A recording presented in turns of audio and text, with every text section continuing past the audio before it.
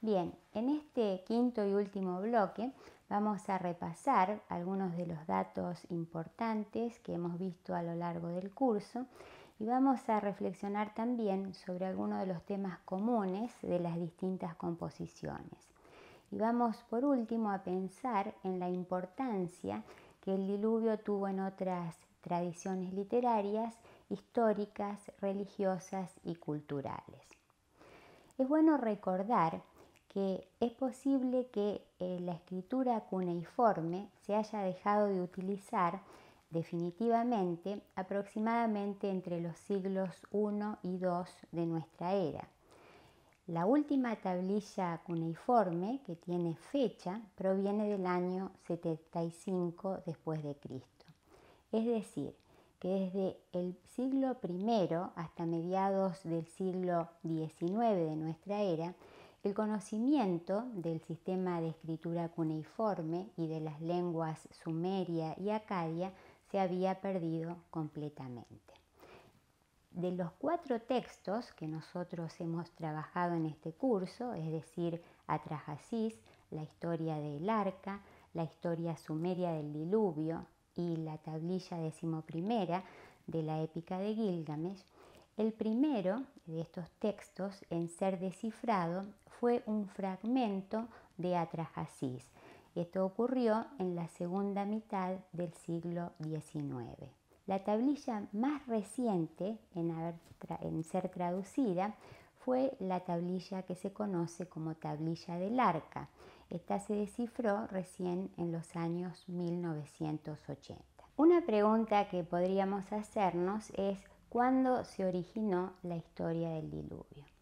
Esta pregunta no se puede responder de manera categórica y vamos a tratar de explicar por qué. Una de las primeras apariciones del término sumerio diluvio, Amaru, pero escrita en este caso Amar, con el significado de inundación, diluvio y gran tormenta, aparece por primera vez en un monumento que se llama la Estela de los Buitres. Este monumento, que ustedes pueden ver en esta foto, data del periodo dinástico temprano III, entre los años 2600 y 2350 a.C. y se encuentra actualmente en el Museo del Louvre.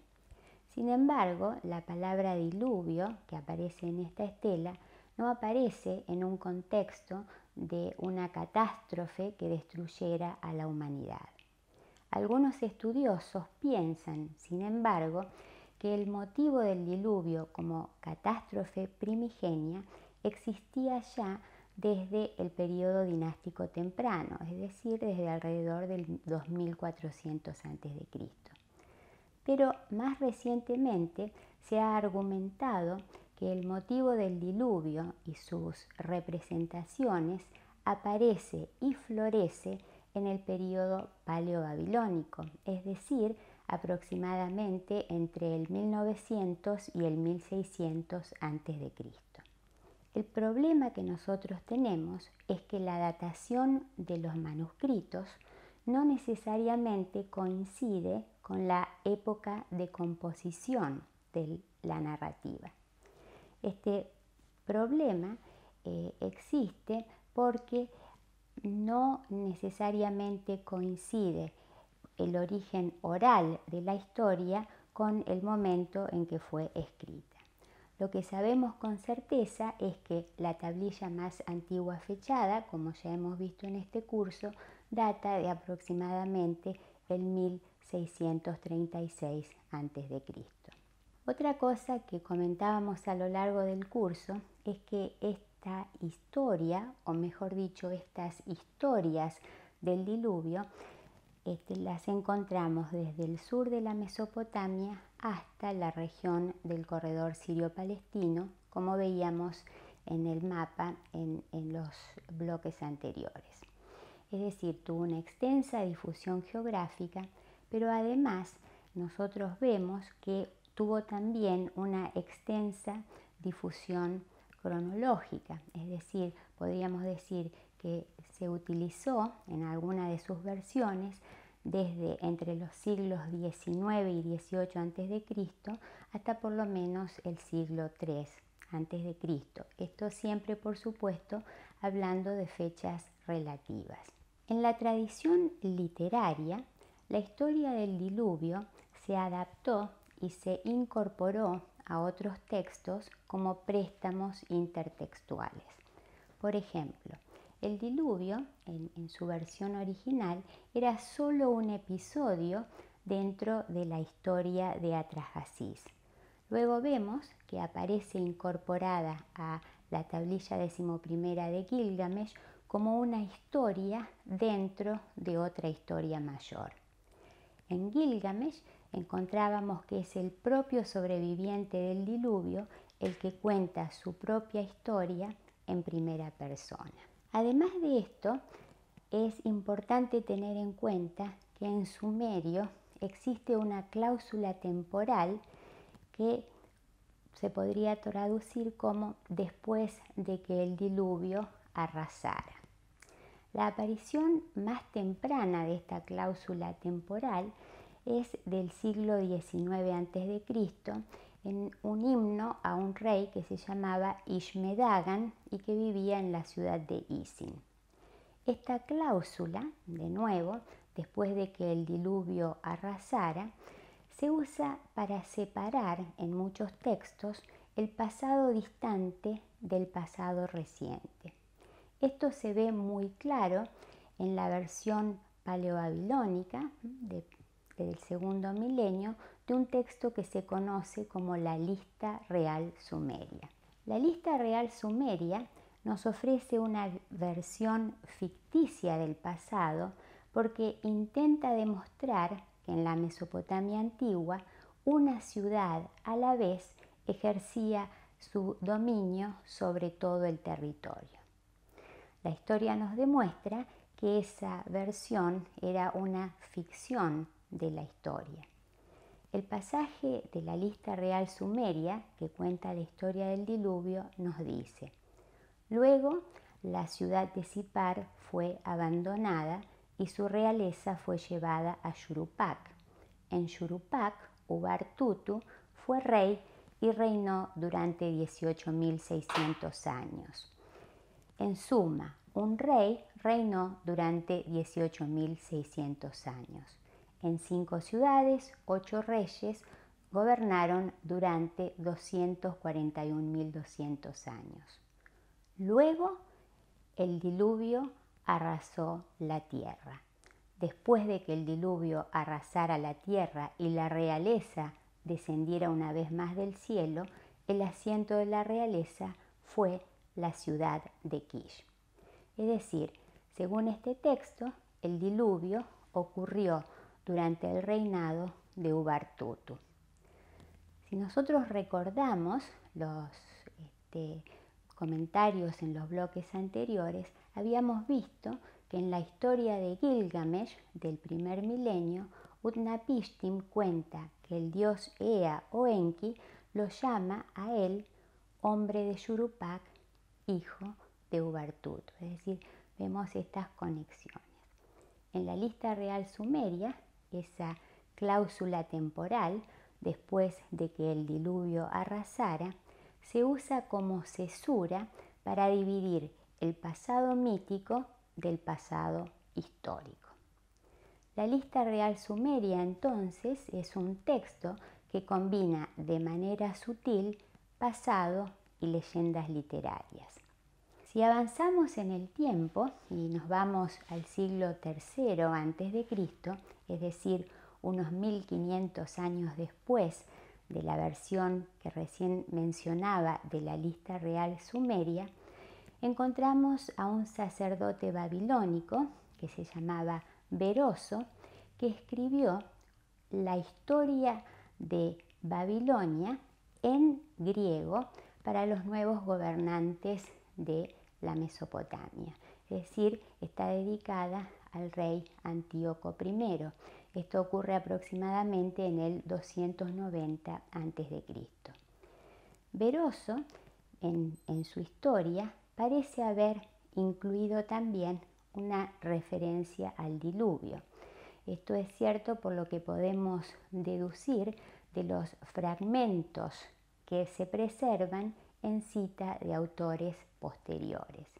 Entonces, Veroso nos cuenta que durante la época de Ciusudros, él llama, y nosotros sabemos ahora que se refiere a Ciusudra, dice que ocurrió el primer gran diluvio. Nosotros también encontramos la historia de el diluvio en un texto religioso como es el Génesis bíblico. La historia que aparece en el Génesis bíblico tiene fuertes similitudes, marcadas similitudes con la historia de Gilgamesh. Es decir, que vemos ahora una versión del diluvio incorporada a un libro religioso, es decir, a las Sagradas Escrituras. Y otra vez, la mención del diluvio, como decíamos al comienzo del curso, aparece en el siglo XVII en los discursos sobre la historia universal de Jacques Benigne-Bossuet como parte ahora del pasado de la humanidad. Ustedes pueden ver aquí en esta reimpresión facsimilar de la obra de Bossuet del año 2013 que el autor explica que su obra, que estaba dedicada al delfín francés, es para explicar el acontecer de la religión y los cambios de los imperios. Vemos entonces que el diluvio, que en las versiones más antiguas que se preservan era parte de un texto literario, se adoptó y se adaptó como motivo en otros textos literarios, como por ejemplo Gilgamesh, en textos que hablan sobre el pasado, como la lista real sumeria y como la babiloníaca de Beroso, y en textos históricos, como por ejemplo en los discursos sobre la historia universal de Bossuet. Ahora bien, el diluvio también se adoptó y se adaptó en expresiones artísticas como la pintura. Y aquí les voy a mostrar imágenes de algunos ejemplos de pintores que he seleccionado que cubren el periodo que va desde el siglo XV al siglo XX. Por ejemplo, en esta primera imagen, que es un óleo anónimo del siglo XV, vemos a la gente trabajando en la construcción del arca, es un arca rectangular. Lo vemos también este motivo en una de las pinturas de Miguel Ángel en la Capilla Sixtina de comienzos del siglo XVI, donde el arca que ustedes ven allí en el fondo también es rectangular.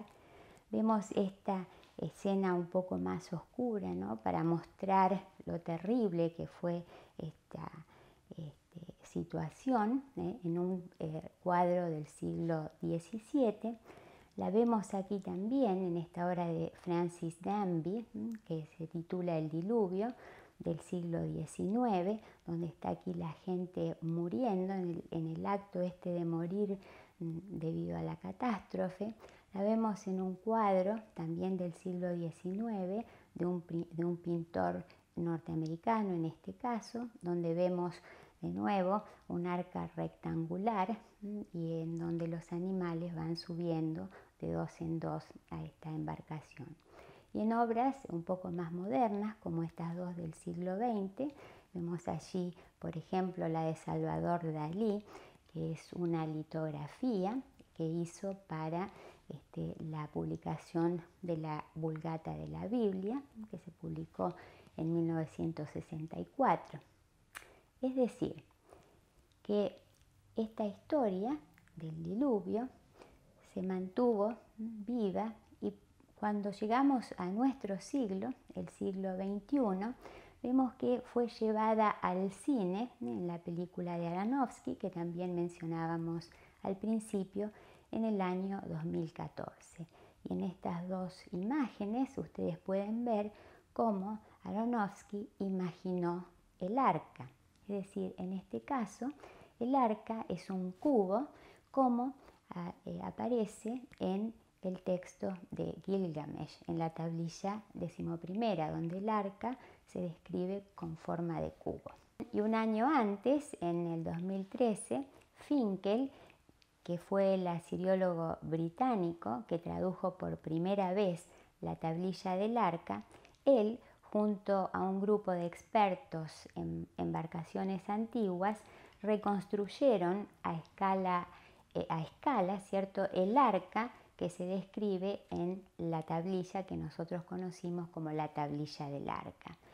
Esa embarcación reconstruida la botaron luego en un lago, como pueden ver ustedes en estas imágenes.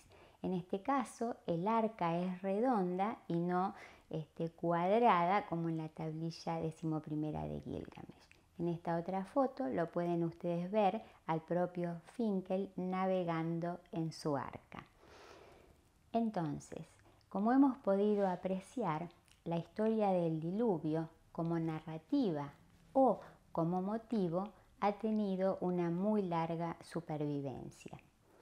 Es un motivo literario que se ha resignificado a través del tiempo en muy distintas tradiciones literarias, históricas, religiosas y culturales. Pero por supuesto, esa supervivencia o esas supervivencias no han sido estáticas, ni inmutables, ni tampoco ingenuas. La historia ha perdurado, modificada y adaptada a las nuevas realidades.